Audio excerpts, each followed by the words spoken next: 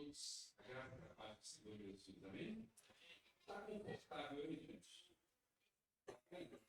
Ar-condicionado, banco acolchoado. Quinta-feira eu falei para o pessoal aqui, porque eu estou entrando em contato agora com uma empresa que vai instalar nesses bancos um dispositivo eletrônico que vai fazer uma chacoalhada, igual para as cadeiras que tem lá no shopping. Você vai ter massageado enquanto está. Então, pelo menos para mim vai parecer que o espírito está atuando em você, né? Vou chacoalhar da coisa, né? Deus abençoe que realmente seja para a glória dele, né? Queridos, eu quero agradecer de coração todo o movimento que foi feito ontem em torno da Feira de Missões. Eu espero que esse dinheiro alcance o propósito dele. É muito legal ver a igreja se movimentando, a igreja mais unida, a igreja trabalhando. Esse ano nós constatamos até uma questão interessante, que no ano passado, você se conta a data da feira, que nós combinamos poucas pessoas, nós não tivemos um número muito grande de pessoas que estivessem frequentando a feira e que não estivesse tão envolvida diretamente com a feira, não é? O número foi menor. Mas o número de pessoas trabalhando foi maior do que o ano passado. Então, os dois acabaram se completando, né? E foi muito bacana. Quero agradecer muito aí a minha classe que participou ativamente e todas as outras classes de escola bíblica. Que Deus abençoe a vida de vocês. Abra sua Bíblia em Atos, capítulo de número 1. Enquanto você abre a sua Bíblia, outra coisa que eu preciso falar para você é que na última quinta-feira nós aprovamos por unanimidade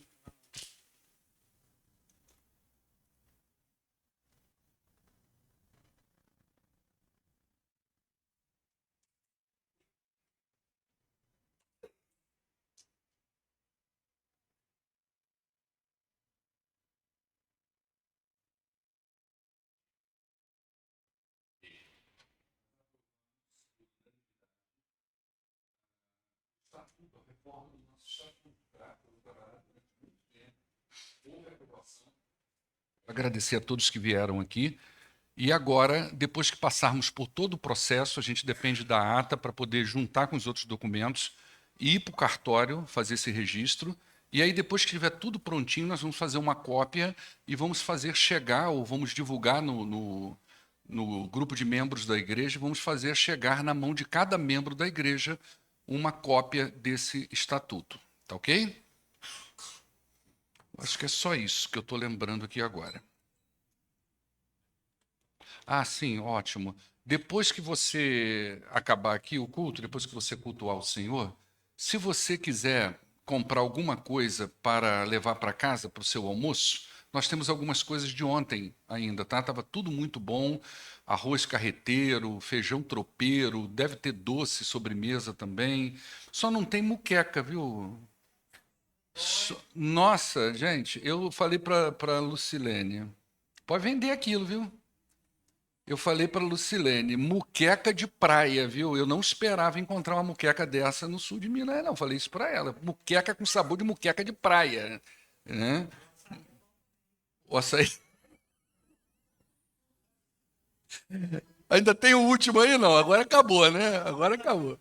Mas estava tudo muito bom, né? Tudo estava muito bom. Vamos abrir em Atos capítulo 1.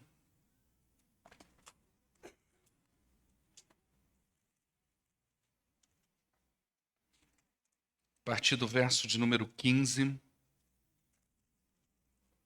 Nós vamos ler até o verso de número 26 e com isso estaremos fechando o capítulo 1 de Atos aqui nesta manhã. A partir do verso de número 15 diz assim: Naqueles dias, Pedro levantou-se entre os irmãos, um grupo de cerca de 120 pessoas, e disse: Irmãos, era necessário que se cumprisse a escritura que o Espírito Santo predisse por boca de Davi a respeito de Judas, que serviu de guia aos que prenderam Jesus.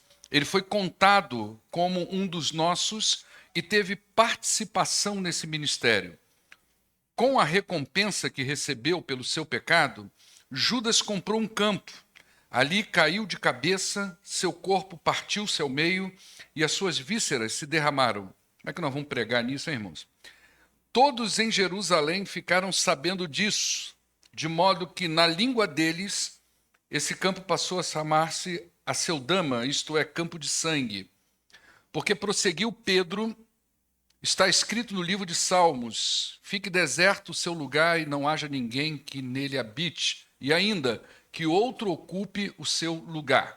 Portanto, é necessário que escolhamos um dos homens que estiveram conosco durante todo o tempo em que o Senhor Jesus viveu entre nós, desde o batismo de João até o dia em que Jesus foi elevado dentre nós às alturas.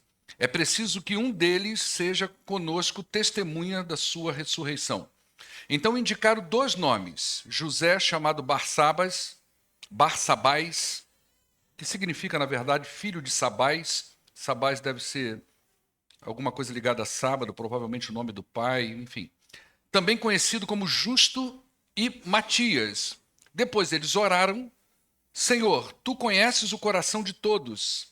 Mostra-nos qual destes 2 tem escolhido para assumir esse ministério apostólico que Judas abandonou, indo para o lugar que lhe era devido. Então tiraram sortes, e a sorte caiu sobre Matias. Assim, ele foi acrescentado aos 11 apóstolos. Muito obrigado, Deus, por esta manhã aqui na tua presença. Muito obrigado porque estamos aqui juntos como povo do Senhor. E eu peço em nome de Jesus que pela tua misericórdia o Senhor nos permita aprender da tua palavra e aplicá-la à nossa vida. Em nome de Jesus nós oramos e também, ó Deus, nos lembramos e nós intercedemos nesse momento pelo teu povo Israel, nesse momento tão difícil, e não somente pelos israelenses, mas também pelos palestinos e todos aqueles que estão envolvidos de forma direta e indireta nessa guerra. Peço ao Senhor, ó Deus, que aquela palavra que diz que o Senhor é o Deus que quebra o arco, faz cessar a guerra, se aplique a essa realidade e volte a paz no meio do teu povo. Em nome de Jesus é que oramos. Amém. Queridos, aliás, antes de eu começar aqui, a gente ouvindo tudo isso sobre guerra e estudando Juízes aqui às quintas-feiras, a gente consegue voltar e fazer até um link, né? Os caras vão lá, tacam a bomba, provocam o povo de Israel do mesmo jeito. Nós estamos seguindo aí no livro de Atos e nós vamos continuar nas sequências das nossas exposições.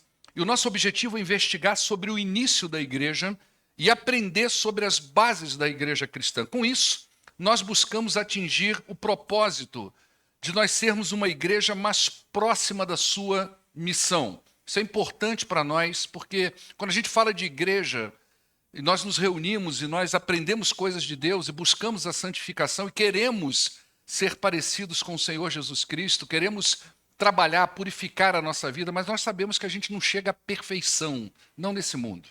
Mas, através da palavra de Deus, nós podemos ser, sim, igrejas mais eficazes, igrejas mais próximas da sua missão, igreja mais implicada com a obra do Senhor Jesus Cristo, igreja mais implicada com a causa do Senhor Jesus Cristo.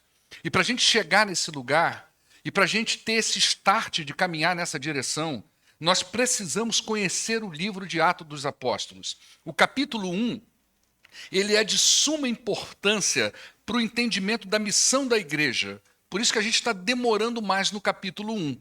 Pode ser que quando a gente entre no capítulo 2, 3, que as narrativas vão ficar um pouquinho diferentes, a gente trabalhe mais bloco. Mas aqui no capítulo 1 nós estamos nos prendendo mais nele, porque ele é importante demais. Se aqueles discípulos não entendessem o que nós hoje conhecemos como capítulo 1, talvez o cristianismo não tivesse na vibe que ele está hoje, dizendo assim, entre aspas, obviamente. O capítulo 1 narra o período de 50 dias que antecederam a descida do Espírito Santo, um dos momentos mais significativos da igreja, que provavelmente a gente vai começar a falar sobre ele no próximo domingo. Desses 50 dias que envolve o capítulo 1, 40 dias Jesus, já ressurreto, esteve presente discipulando seus discípulos. E aí, a gente precisa entender, e a gente tem visto isso aqui, que foi um discipulado um pouquinho diferente. Jesus corrigiu na vida desses homens algumas distorções muito importantes. A despeito de já terem caminhado com Jesus durante 3 anos, algumas coisas precisavam ser corrigidas. O discipulado ainda precisava de um aulão, precisava de um tempo maior com o Senhor Jesus. E esses 40 dias entre a ressurreição e a ascensão de Jesus foram importantíssimos nesse sentido, e a gente já viu isso aí nos encontros anteriores. Eles precisavam ter por certo que o que estava acontecendo com eles e que o que ia acontecer a partir daquele momento da vida deles não era sobre eles, não era sobre Israel, mas era sobre o plano redentor de Deus. Era sobre a história da redenção. Então eles precisavam tirar da sua cabeça um pouquinho, quebrar essa coisa de que era sobre Israel. Então eles perguntam, quando que o Senhor vai restaurar o nosso tempo aqui em Israel? Quando que o Senhor vai nos dar autoridade? Quando que o Senhor vai nos dar poder? E Jesus vai quebrando isso, mostrando, olha, não é sobre vocês. Existe algo que é maior do que o que vocês estão vivendo e o que está acontecendo na vida de vocês. Vocês estão no processo, vocês estão juntos, mas não é sobre vocês. É sobre o plano da redenção. É sobre vidas, é sobre famílias, é sobre nações que estavam em jogo.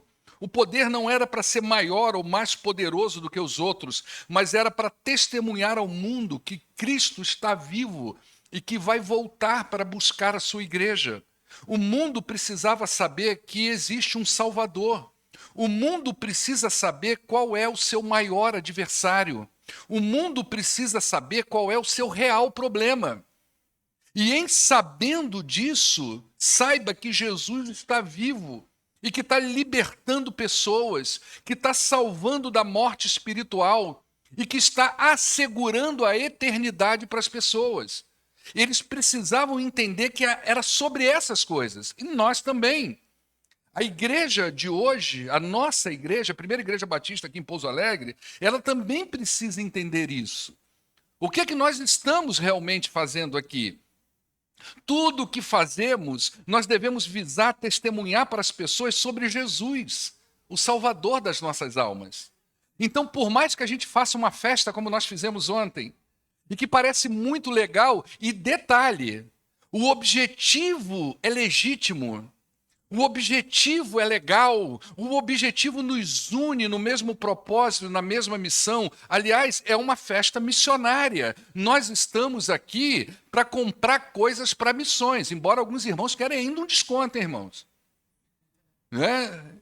Mas a gente está aqui para comprar para missões, a gente quer abençoar o povo que está longe, a gente quer abençoar o povo que está perecendo. Então a gente se reúne. É legítimo esse propósito. Mas se nós não tivermos a visão de testemunhar sobre Cristo ali, é só uma festa. É só um lugar que a gente vai sentar, comer, vai arrecadar algum dinheiro. O propósito é maior do que isso. Então, cada pessoa que entra naquele lugar como ontem, principalmente se ela não for um crente em Cristo Jesus, todos os nossos olhos têm que ir para ela. Nós temos que chegar nela. Nós temos que falar com ela. Nós temos que deixá-la dentro de um ambiente onde ela perceba, alguém está querendo me dizer alguma coisa aqui. Isso é importante para tudo que a gente faz. Estou citando ontem porque é fresquinho. Mas não é só sobre ontem. É sobre tudo que a gente faz tem que ter esse propósito. É uma reunião de homens, é uma reunião de mulheres, é uma reunião de jovens, é uma sala de escola bíblica dominical. Tudo tem que ter esse propósito, é um pequeno grupo, é qualquer encontro, o nosso olhar tem que estar para essa ideia. Eu sou igreja de Cristo. E nós precisamos chegar no coração das pessoas. O mundo precisa saber que há um Salvador. E quem vai dizer isso para eles é a igreja. O mundo precisa saber qual é o problema que eles vivem, por que acontece o que acontece, e é a igreja que vai dizer isso para eles. E a igreja de hoje precisa ter essa visão. Nós não somos, presta atenção nisso, nós não somos uma comunidade de autoajuda. Nós não somos isso. Nós não somos uma comunidade terapêutica. Nós não somos isso. Nós não somos uma comunidade beneficente. Nós não somos isso. Ainda que essas coisas aconteçam entre nós. Você vai encontrar, por exemplo, no mercado de livraria gospel, um livro e uma revista de escola dominical, que eu particularmente tenho e gosto, chamado Igreja Comunidade Terapêutica. Nós fazemos essas coisas, mas nós somos, na verdade, uma comunidade proclamadora da redenção em Cristo Jesus. É isso que nós somos. A terapia, a beneficência e a autoajuda, muita gente faz. Não precisa ser crente para isso, não precisa ser igreja para isso. Mas para proclamar as verdades do Evangelho, precisa ser igreja de Jesus. E é isso que nós somos. E é para isso que nós fomos levantados como povo de Deus. O que temos para oferecer é Jesus, o Salvador. Todas as outras coisas derivam da fé bíblica nesse Jesus que nós apresentamos para as pessoas. A autoajuda, a terapia, a beneficência, tudo isso é derivado dessa fé que eles precisam ter naquilo que a igreja, e só a igreja, tem para dizer para eles. Por isso que Jesus passou mais 40 dias com eles. Olha, eu preciso corrigir algumas coisas porque vocês não entenderam. Por isso que a gente viu aí o capítulo 1 até o verso 15, a gente viu muita coisa sobre isso. Tá? Dito isto, o texto diz, né, vamos trabalhar um pouquinho sobre o texto, o que aconteceu, o que está acontecendo aqui nesse texto? Parece que algumas coisas precisavam acontecer antes da descida do Espírito Santo. Jesus comissionou aquelas pessoas, corrigiu distorções, foi assunto aos céus e agora o grupo de 12 precisava ser completado. Ok? Isso pareceu necessário naquele início. Talvez a forma como Judas deixou o apostolado, o discipulado, talvez pela identificação numérica com as 12 tribos de Israel, talvez esse número parecesse importante ali naquele momento, e não é? Isso não acontece. Eu trouxe isso aqui, não, eu deixei ele dentro. Obrigado, querido. Mas isso não acontece mais. Você não vê mais acontecendo essa substituição. Por exemplo, quando Tiago morre, não há um novo concílio para colocar um apóstolo no lugar dele. Acabou. Era aquilo ali. Naquele início pareceu importante. Então nós temos aí algumas razões que o texto apresenta. Verso 15 diz: naqueles dias, Pedro levantou-se entre os irmãos um grupo de cerca de 120, presta atenção, tinha 120 pessoas, e ele disse: irmãos, era necessário que se cumprisse a Escritura, que o Espírito Santo predisse por boca de Davi a respeito de Judas, que serviu de guia para aquelas pessoas que prenderam a Jesus. A primeira razão que Pedro dá para a substituição de Judas foi a própria morte dele. Esse homem era um dos 12. Ele andou com Jesus. E o verso 17, olha o que o verso 17 diz. O verso 17 diz que ele foi contado como um dos nossos e teve participação aonde? Nesse ministério. Essa frase é forte, porque ela diz de uma pessoa que participou integralmente do ministério apostólico e ela foi protagonista de um evento trágico. Então, os versos 18 e 19 é a descrição da tragédia. Ela não faz parte do discurso de Pedro. Pedro não disse os versos 18 e 19, mas Lucas entendeu acrescentar isso para mostrar para os seus leitores o tamanho da tragédia. Olha o que aconteceu com esse homem. E ele vai dizer, então, de forma trágica, o que aconteceu com ele, como foi a morte dele. E se eu quero voltar ainda no verso 17, que essa fala de Pedro, de que ele foi contado como um dos nossos, é uma fala muito significativa. Tem um estudioso da Bíblia chamado Simon Kistemaker. Ele trabalha muito sobre o Novo Testamento e, comentando sobre esse texto, ele diz que Judas foi divinamente nomeado para tomar lugar entre os apóstolos e servir a Cristo no ministério. Ele foi nomeado por Jesus, ele foi chamado por Jesus, ele foi colocado ali por Jesus. Como nós vamos ver que, na verdade, a despeito do povo ter votado em Matias, o texto deixa claro que quem colocou Matias lá também foi Jesus. Então é possível aqui a gente fazer um link lá com o Éden. Deus confiou ao primeiro casal um ministério de representação, um ministério de mandatos importantíssimos. Mas eles traíram a confiança de Deus. E aconteceu o mesmo com Judas, a mesma coisa. Jesus o comissionou, Jesus o escolheu, Jesus colocou ele num ciclo restrito de homens que iriam proclamar ao mundo sobre a vida, a obra e a morte e a ressurreição dele. Mas aconteceu o que aconteceu com ele. Ele também traiu o seu ministério. Será que Jesus errou? Será que Jesus elegeu o inelegível? Como é que a gente interpreta isso? Será que Jesus predestinou o impredestinável? Como é que a gente vai falar sobre isso? Havia uma profecia. Sim, havia uma profecia sobre uma pessoa ou uma profecia sobre um evento?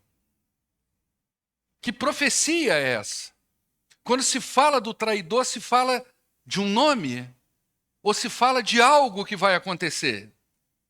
Talvez nos falte entendimento suficiente para conhecer essas coisas. É por isso que eu tenho muito cuidado quando nós pegamos Deus e colocamos uma etiqueta nele. Deus é isso. Fala nisso, cadê o Vitor? Estou apontando para ele, tem que tirar esse negócio, tá, Vitor? Daqui a pouco tá vendo um rebu aí, achando que a gente está fazendo partido político. Tem que tirar que acabou a campanha, tá bom? Deus é isso. Deus é brasileiro. Né? Deus é brasileiro. Não, não é. Deus tem essa doutrina X, é assim que Deus é. Deus tem a doutrina. Não, Deus não é assim. Deus é Deus. Deus é soberano. Deus faz como lhe apraz. E Judas foi chamado para o ministério dos 12, não é? John Stott, um dos grandes nomes da atualidade também, que traz muita teologia, muita gente tenta ler John Stott, e ele diz sobre algumas pessoas que tentam justificar a traição de Judas com base no fato dele não ter tido escolha. Judas não teve escolha, porque ele foi predestinado para ser o traidor. E olha o que Stott diz. Mesmo assim, algumas pessoas expressam simpatia para com ele, porque seu papel fora predito. E, com isso, pensa-se pré-definido. Ou seja, ele não podia ter uma escolha diferente daquela. Mas não é assim. Olha o que Stott vai falar. O próprio Calvino, apesar de toda a sua ênfase na soberania de Deus, ele escreveu o seguinte: Judas não pode ser justificado pelo fato de sua ação ter sido profetizada, já que ele caiu, não por causa da compulsão da profecia, mas devido à iniquidade do seu próprio coração. O problema estava aqui, ó, e não nas letras da profecia. A profecia era sobre algo que iria acontecer, mas a iniquidade estava no coração dele. Observe, então, que nem Calvino está tirando de Judas a responsabilidade da sua queda. Ou seja, todos nós temos a responsabilidade tanto de desenvolver a nossa salvação, viver dignamente a vida cristã, quanto de evitarmos as obras infrutíferas da carne. Nós temos parte nesse negócio. Os crentes precisam aprender a seguir avante na sua vida espiritual. Olha o que Paulo diz em Efésios capítulo 4, a partir do verso 1. Como prisioneiro do Senhor, eu rogo a vocês que vivam de maneira digna da vocação que vocês receberam. Sejam completamente humildes, dóceis, pacientes, suportem uns aos outros com amor, façam todo o esforço para conservar a unidade do Espírito pelo vínculo da paz, pois há um só corpo, um só Espírito, assim como a esperança para a qual vocês foram chamadas é uma só. Há um só Senhor, uma só fé, um só batismo, um só Deus e Pai de todos, que é sobre todos, por meio de todos e em todos. Agora olha o que ele diz no verso 17 do capítulo 4 aí de Efésios, né? Quem é que está lá na mesa? É o Davi. Assim eu digo a vocês e no Senhor insisto, que vocês não vivam mais como gentios que vivem na inutilidade dos seus pensamentos. Então há algo que cabe a nós. E o que esses dois autores teológicos vêm dizer é justamente isso. Não tem como dizer que Judas fez aquilo porque aquilo estava predestinado para fazer daquele jeito. A iniquidade estava no seu coração. A segunda razão foi escriturística. Por que Judas precisava ser substituído? Então Pedro usa as escrituras para embasar a sua tese. Ele mostra como que os textos sagrados tinham peso entre os discípulos, né? E Pedro vai citar aí 2 salmos, o Salmo 69 e o Salmo 109. Pedro cita esses 2 salmos. O primeiro, para explicar o que aconteceu, a traição de Judas. e a sua morte. E o segundo para indicar o que eles deviam fazer, ou seja, deviam substituir. Por isso que você tem aí nos versos 20 em diante, porque prosseguiu Pedro, está escrito no livro de Salmos, é o Salmo 69, fique deserto o seu lugar e não haja ninguém que nele habite. E depois ele vai citar o Salmo 109, ele vai dizer que outro ocupe o seu lugar. Salmo 69 é um dos mais citados com referência a Jesus. Salmo 69 é citado lá no início do Evangelho de João, quando Jesus vai fazer aquela questão no templo, que ele expulsa os cambistas do templo, né? E o texto diz que os seus discípulos lembraram, né, que o zelo da tua casa iria consumir. Está citando o Salmo 69, parte do Salmo 69. Né? E Pedro, então, vai aplicar trecho de ambos os salmos na vida de Judas. O Salmo 109, no verso 8, diz que a ocupação do malfeitor devia ser, o lugar do malfeitor devia ser ocupado por uma outra pessoa. Então, baseado nessas duas razões, os discípulos de Jesus, então, elegem uma outra pessoa para ocupar o lugar de Judas. A lição que fica para nós, nesse primeiro momento, é o papel da Bíblia na vida da igreja. Como que a Bíblia é importante e como que ela deve ocupar um lugar importante entre nós. Você vê que lá no início da igreja, as coisas já eram decididas à base das Escrituras. Então, a Escritura precisa direcionar a vida da gente, como pessoa, como indivíduo, a família da gente e a nossa igreja. E para que isso aconteça de uma forma mais eficaz, os crentes precisam aprender a Bíblia de fato. Eles precisam conhecer as Escrituras, precisam aplicar isso na sua família. É o que nós conversávamos hoje na nossa classe aqui de novos membros. Como que a gente ensina o filho no caminho do Senhor? Como que é importante nós passarmos o ensinamento bíblico para eles de uma forma eficaz, produtiva. Não só lendo a Bíblia para ele, mas aplicando as Escrituras, aplicando o Evangelho nas suas práticas diárias, no seu dia a dia. Ou seja, como que se vive à luz das Escrituras? Como que é um namoro à luz das Escrituras? Como que é um trabalho secular à luz das Escrituras? Como que é estar na escola à luz do Evangelho do Senhor Jesus Cristo?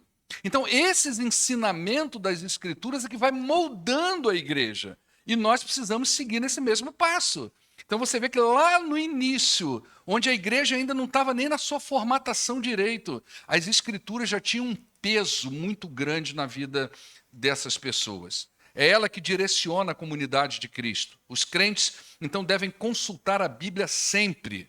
E é possível que esses homens tenham se dedicado ainda mais à leitura do Antigo Testamento, que era a Bíblia que eles tinham. Né? Provavelmente eles liam a Septuaginta, a Bíblia, o hebraico traduzido para o grego, talvez seja essa a Bíblia deles. E eles agora, provavelmente, se aprofundam mais, querem ler mais, querem identificar Jesus mais ali no Antigo Testamento. E nós precisamos fazer justamente a mesma coisa. Eles seriam testemunhas da ressurreição, então eles deveriam saber localizar Jesus na Escritura Sagrada. Os crentes precisam saber localizar Jesus. A gente prega Jesus, a gente afirma Jesus através do nosso testemunho, mas nós também precisamos saber localizar Jesus nas Escrituras. Nós precisamos saber embasar aquilo que nós vamos falar para as pessoas sobre Jesus nas Escrituras Sagradas. Então, a gente deve apresentar Cristo através do nosso testemunho, mas também devemos apresentar Cristo a partir da Bíblia, e nós precisamos conhecer. Dos versos 21 a 26, nós temos então a escolha de Matias. Como que foi feito esse processo? Não é? E isso é importante para nós, que nós vamos aprender aqui a eleger liderança. Ok? Como que foi feito esse processo? Olha, presta atenção. Primeira coisa aí que nós vamos ver aí é a questão que nós tratamos hoje como critérios.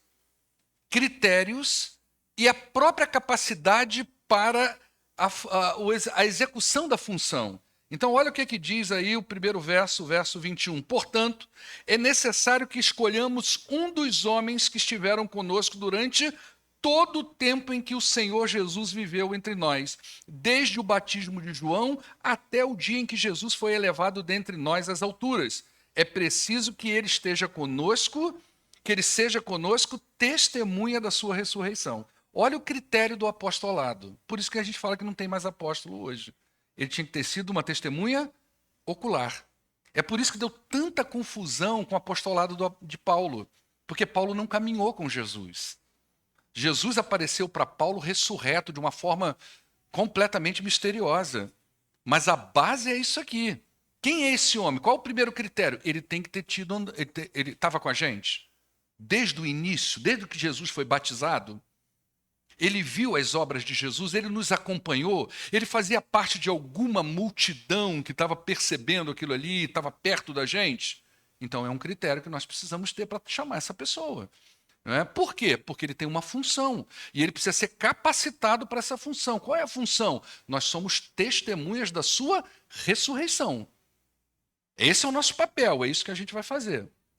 E é isso, gente, vai mostrando para a gente que desde o início eles já tinham critérios para botar gente na liderança da igreja. Ok? Hoje não é diferente. Isso aqui é uma questão de zelo. É uma questão até do que eu vou falar mais na frente, que é uma outra questão que a gente vai ver aqui, que é o bom senso. Né? Quem é a pessoa que nós estamos colocando ali? Ela já anda com a gente? Ela é um de nós? Ela é uma pessoa que só vem à igreja? Ou ela é uma pessoa implicada com a igreja? Ela é uma pessoa implicada com a comunhão da igreja, com o trabalho da igreja, com a missão da igreja, com a visão da igreja? Quem é essa pessoa? Ela é implicada com o ministério da igreja? Porque por melhor que a pessoa seja, se não tiver essa parte, ela vai completar um cargo, ela pode até executar bem esse cargo, mas não vai progredir muito, a igreja não vai progredir muito. Porque numa igreja nós não trabalhamos por uma coisa ou por nós trabalhamos por um grupo. Até uma brincadeira que nós fizemos hoje ali na porta, né, Camila? A Camila entrou, Camila ontem estava, pastor, minha barraca, nem começou a feira, a Camila já queria ser a primeira a vender tudo. Né? Pastor, fica aqui na minha barraca, contratou o Davi para a barraca dela, mas o troço não ia, né? Não ia. E eu falei para ela, Camila, tenha paciência, vai vender e tal. E quando ela entrou ali, eu falei assim, e aí, Camila, vendeu? Ela, vendeu, pastor, mas a gente precisa vender mais. Então você dá um valor ali, que sobrou da classe da Camila, né? E ela usou o seguinte termo comigo, porque a minha barraca, nossa barraca, né, dos jovens, que é a barraca dela, foi a que vendeu menos. Falei, não, você está enganada. Ontem só havia uma barraca, a barraca da igreja. Amém, irmãos? Ontem só havia uma barraca, a barraca da igreja. Essa é a visão que a gente tem que desenvolver. Não é o meu ministério, é o ministério da igreja.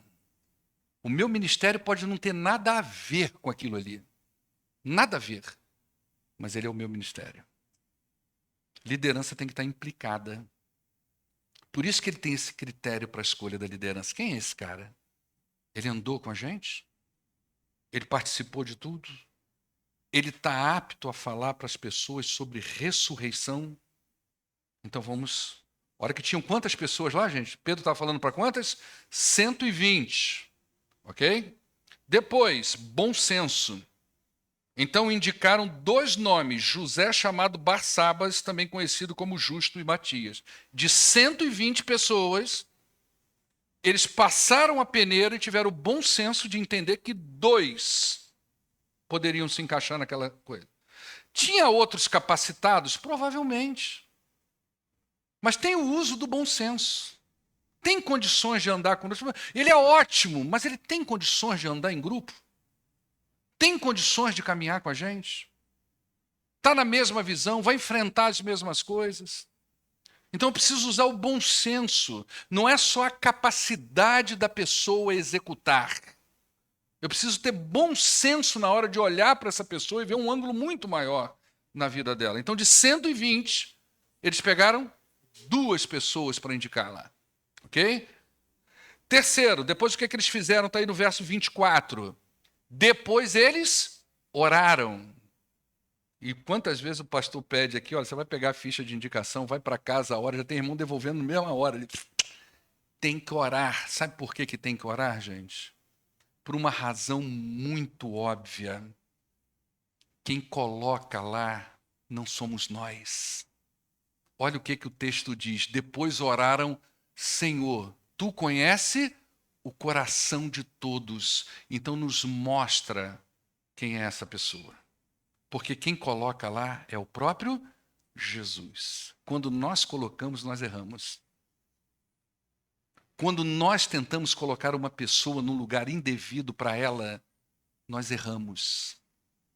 E quem paga o preço é quem? A própria igreja. Então, quem tem que colocar lá é o próprio Jesus. Por isso que a gente tem que partir para a oração. Por isso que a gente tem que dobrar o joelho. A gente indica, a gente vê com os nossos olhos, a gente acha legal. Mas na hora de escolher, quem tem que escolher é Jesus. E foi ele que escolheu. Por isso a bronca com Paulo. Né? Que quem tinha que escolher é Jesus. Mas Paulo tinha aquele argumento de que o próprio Jesus ressurreto apareceu para ele e chamou ele. Né? Quarto e último ponto, no verso 26. Como é que foi o processo de substituição? Tiraram sortes.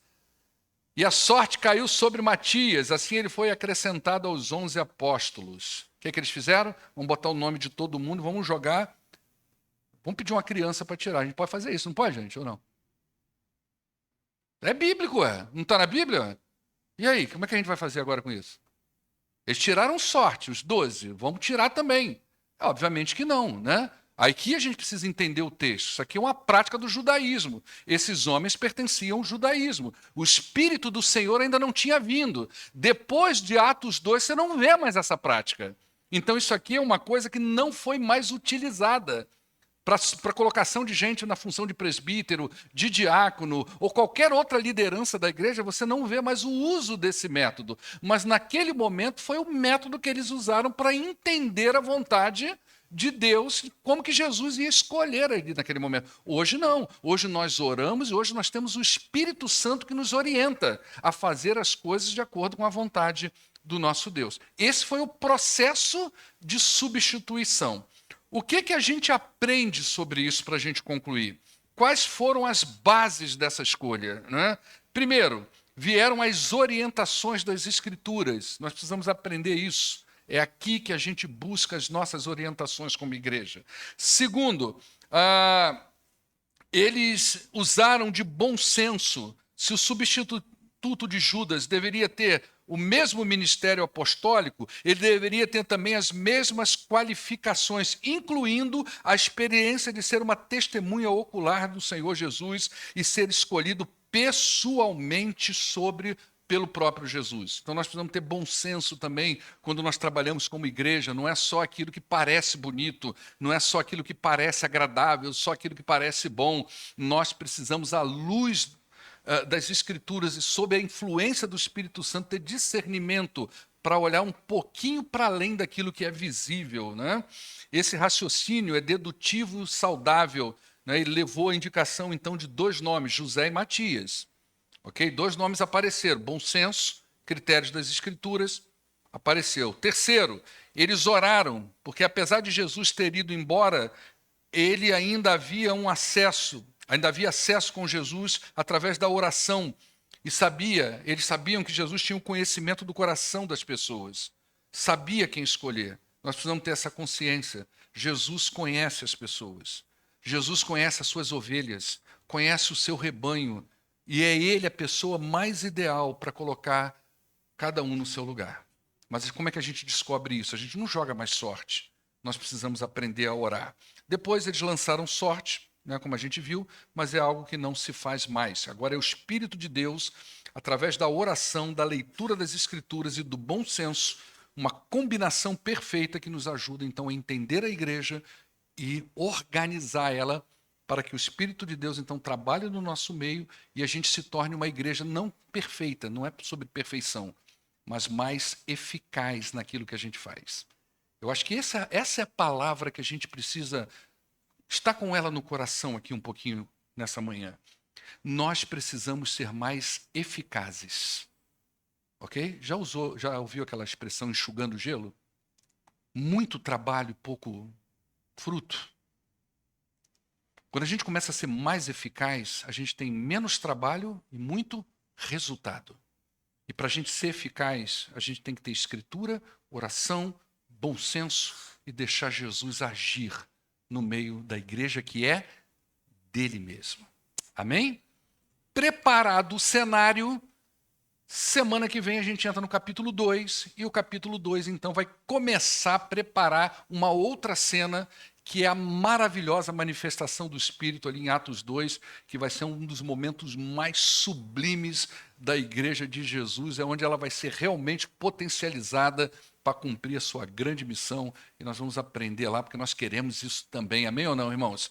Nós também queremos. Queremos bancos novos? Queremos. Queremos ar-condicionado? Queremos. Mas nós queremos almas aos pés da cruz. É isso que nós queremos. Nós queremos gente se quebrantando aos pés da cruz.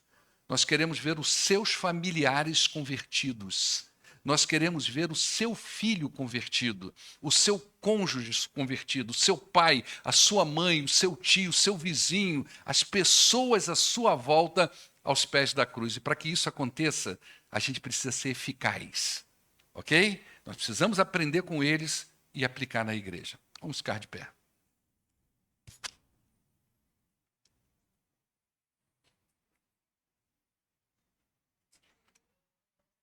Depois, quando você sair, eu estou vendo daqui, tem bastante coisa lá fora.